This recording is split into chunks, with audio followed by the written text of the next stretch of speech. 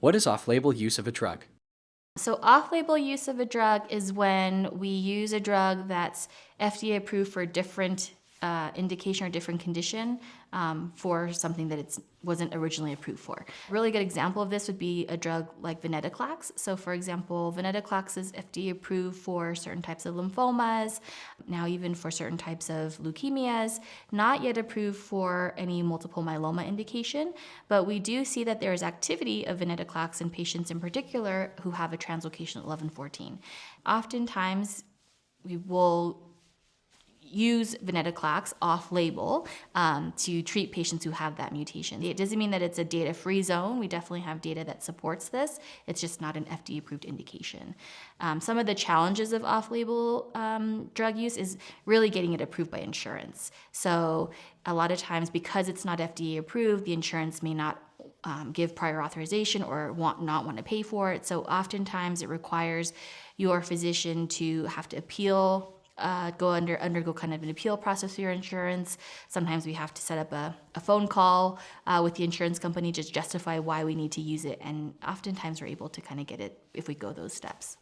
Very, very, very few combinations in use right now for myeloma are actually FDA approved for use, and so which is, interestingly enough, if you're looking at quadruplet regimens that are currently approved for use, melphalan, bortezomib, prednisone, and daratumumab is FDA approved. Now, I think you would say very, very few, if any, patients in the U.S. are getting that. So most of the time, once a drug has been established and a combination has been published, then there's usually less pushback from the FDA, and it ends up being sort of a manpower thing too. I mean, they're looking to help get new drugs, new options out there, and then sort of leaving it up, I guess, if you will. And this is not just true in myeloma; this is true in all sorts of other cancers.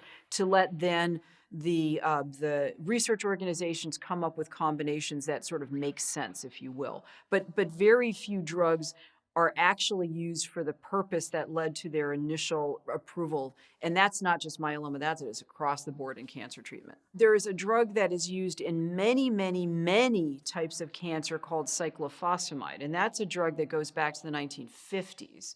And that drug approval, and I'm going to I believe it is approved for use in lymphoma, but it is used in breast cancer treatment. It is used in myeloma. It is used in Hodgkin lymphoma. It is used in all sorts of lymphomas.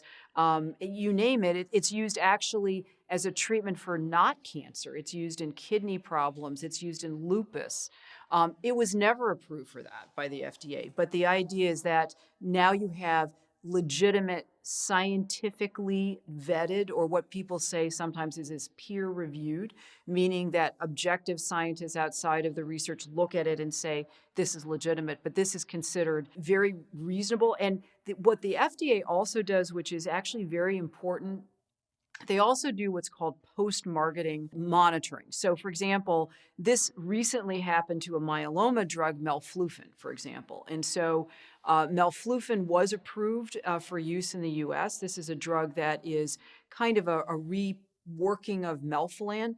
And it was it was approved for patients who have had more than 3 lines of therapy.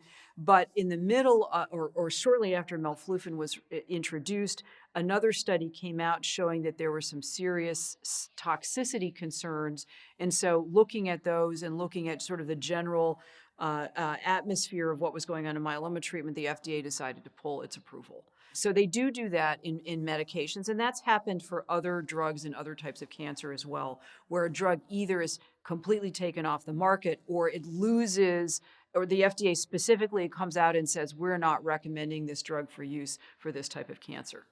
One of the things that can happen in cancer care that I think is not a good plan of attack is that you can sometimes do what people would term deductive reasoning and saying, if this drug A has done so well with B, I bet you if you throw in D, it's going to be even better. And even though that can sound very logical, sometimes that's a terrible idea. So what we do try to do with the NCCN guidelines is basically use best quality evidence, but rate it. So for example, if Combination A was tested against B. A is clearly better. That's considered evidence level A, like the best evidence. Now, if you have a combination in patients who had very few treatments, no options, and you did a small study, maybe under 100 patients, and published those results, that would likely get you a recommendation of 2A, so clearly a step below, but still available. And we know from experience, and the NCCN actually tracks this, that typically a regimen that is published in the NCCN will be covered by insurance. And they're very mindful, I think, of their role. And so they don't want to just frivolously put something on the guidelines. And, requests come in all the time from entities to say, please put my drug on for this indication. And I think the NCCN does a very good job of saying, until you show us some really, reproducible data, we're not going to do that.